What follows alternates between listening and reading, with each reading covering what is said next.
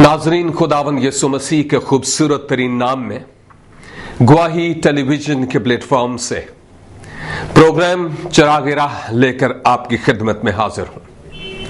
आज जिस मजमून पर खुदावंद के मुकद्दस कलाम को बुनियाद बनाते हुए मैं आपसे बात करना चाहता हूं, वो ये है कि अपने आप को इस वक्त मैं और आप मिलकर जाने कि रूहानी एतबार से हम कहां हैं। आमीन। क्योंकि यही वो अहम तरीन मौजू है जिस पर मैं और आप मिलकर बात करना चाह रहे हैं। देखिए, खुदा के कलाम में लिखा हुआ है कि उसका कलाम हमारे कदमों के लिए चिराग और हमारी राह के लिए रोशनी है। यानी खुदा का कलाम मुझे और आपको यह बताता है कि तुम किस तरह से खुदावंद के साथ चल सकते हो। इसलिए ये हमारे लिए रोशनी है और गुनाह की तारीक राहों में ये एक चिराग का सा काम करता है। इसलिए मेरे अजीज भाई और बहन, बड़ी तवज्जो से सुनिएगा। और मैं आज आपके सामने एक ऐसे खानदान की बात करता हूं जो बड़ा खूबसूरत खानदान था। खुदावंद के कलाम को बुनियाद बनाते हुए बात करता हूं और हो सकता है ये बात आपके खानदान की भी हो। शायद आप किसी और ऐसे खानदान को जानते हो जिनकी ये कहानी हो, जिनकी ये दास्तान हो। इसलिए मैं आपसे यह दरखास्त करता हूं, गौर से सुनिएगा, क्योंकि आपका सुना हुआ कलाम किसी दूसरे के लिए बरकत का सबब हो सकता है। इससे केवल कि मैं आपको खुदा के कलाम से कुछ और बताऊं, इजाजत दीजिए कि मैं एक आयत आपकी खिदमत में तलावत करूं। मुकद्दस लूका की मार्फत लिखी गई इंजील और इसका 15 बाब और उसकी 18 आयत। लूका 15:18। मैं उठकर अपने बाप के पास जाऊंगा और उससे कहूंगा, ऐ बाप, मैं आसमान का और तेरी नजर में गुनहगार हुआ। मेरी दुआ है कि खुदावंद अपने पाक रूह के वसीला से मेरी और आपकी जरूरत के मुताबिक आज हमसे हम कलाम हो। यह एक ऐसे खानदान की बात है जिस खानदान में हो सकता है खवातीन भी हुई हूं, हो सकता है और भी हजरात हुए हों। खानदान के कितने अफराद थे मुझे मालूम नहीं, और मुझे यह भी जानने की जरूरत नहीं कि कितने थे, क्योंकि खुदा ने बजाते खुद पसंद किया कि वो इस खानदान के 3 अफराद के बारे में बात करे। जो इस फैमिली के 3 अफराद जिन्होंने अहम किरदार अदा किया, उनकी बात हमें नजर आ रही है। यह खानदान बड़ा हंसता बसता था, इनके वसाइल सही थे, रुपया पैसा भी जरूरत के मुताबिक था। यहां तक आसूदा थे कि इनके यहां नौकर खादिम काम करने वाले लोग भी थे। बहुत कुछ हुआ होगा उस वक्त की मुनासबत से, लेकिन एक बात मैं बताना चाह रहा हूं कि सब तो नहीं, लेकिन कई ऐसे खानदान हैं, कई ऐसे इनफरादी लोग, इनफरादी शख्सियात हैं, कई ऐसी इनफरादी शख्सियात हैं कि जब हालात सही सही चल रहे हो, पैसा भी हो, खाने के लिए भी हो, जॉब भी लगा हुआ हो, सब कुछ ठीक ठाक हो, तो फिर हम उसको भूल जाते हैं। हो सकता है यह बात आप पर फिट ना आती हो, मुमकिन है, लेकिन यह भी मुमकिन है कि फिट आती हो, या आप कुछ ऐसे लोगों को जानते हो जिन पर यह बात फिट आती है। लेकिन आज हम किसी और के बारे में बात नहीं करेंगे, आज हम अपने बारे में बात करेंगे कि मैं और आप कहां हैं।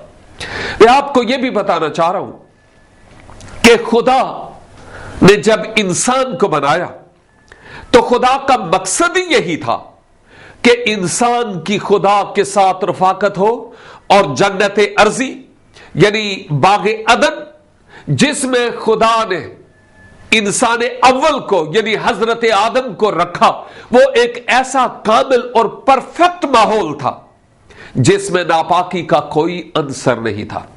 اور آپ کو پتا ہے کہ خدا پاک ہے اور کتاب مقدس میں حبقوق نبی کا صحیفہ اور اس کا پہلا باب اور اس کی 13 آیت میں لکھا ہوا ہے خدا کی آنکھیں ایسی پاک ہیں کہ وہ بدی کو دیکھ نہیں سکتا اور کج رفتاری پر نگاہ نہیں کرتا.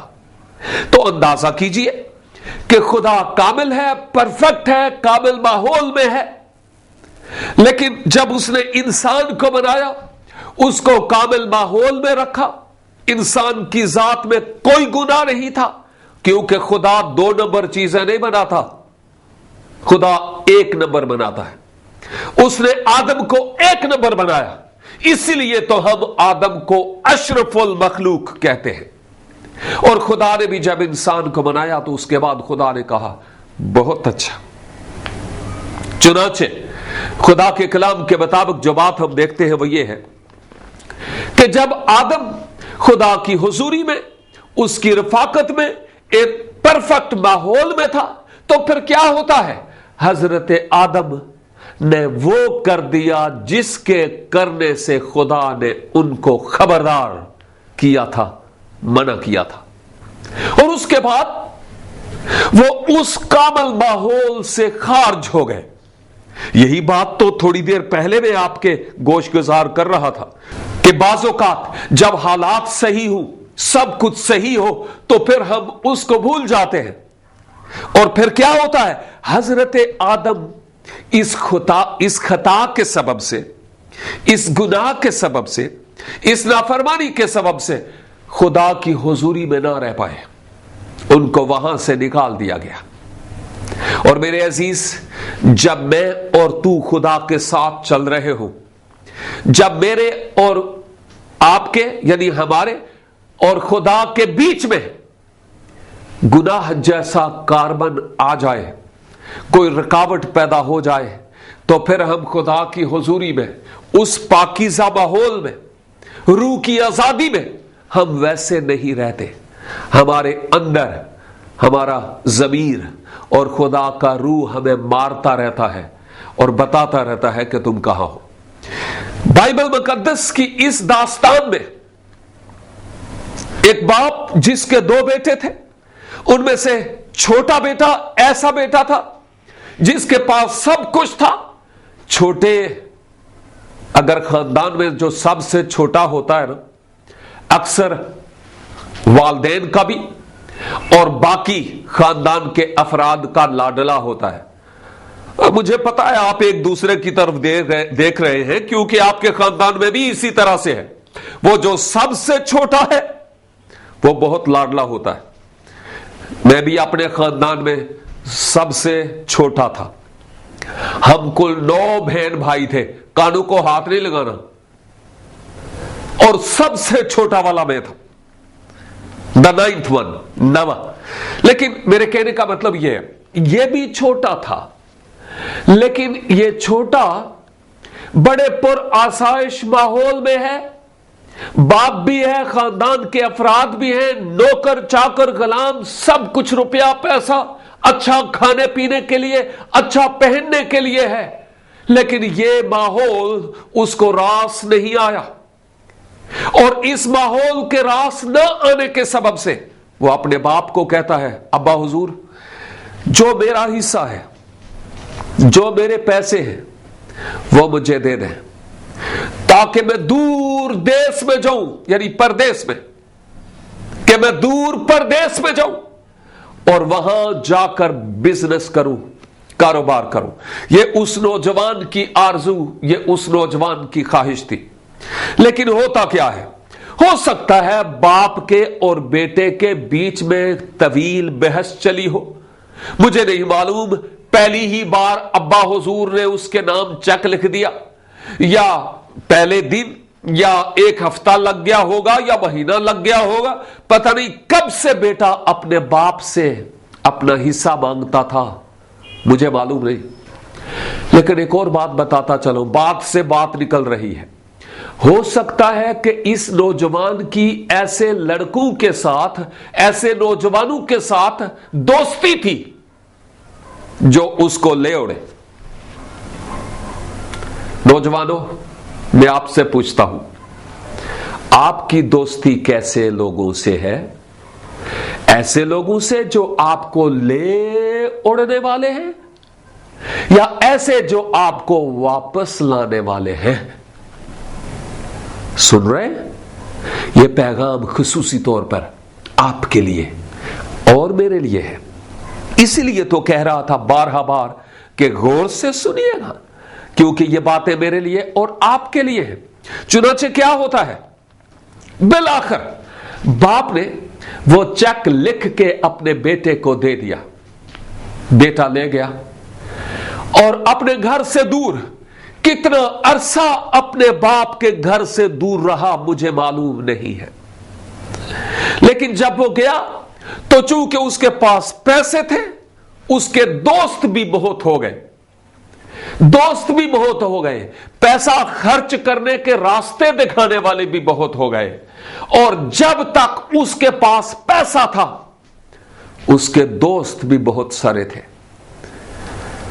हो सकता है आपका भी यही हाल हो, आपने भी माजी में खूब कमाया हो, बैंक भरे हो, लेकिन जब किसी सबब से वो पैसा खत्म हो गया तो वो जो आए दिन आपकी रोटियां करते थे या आकर आपकी मेज पर बैठते थे, आज उनके भी खून सफेद हो गए।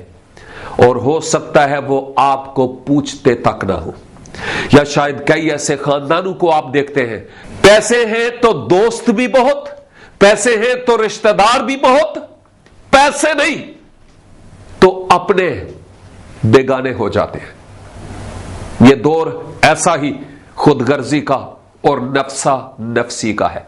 इसके बाद क्या होता है, मैं आता हूं दोबारा थोड़ी देर के बाद, लिहाजा इधर स्क्रीन के पास रहिए। खुदावंद आपको बरकत दे। थोड़ी देर में मिलते हैं।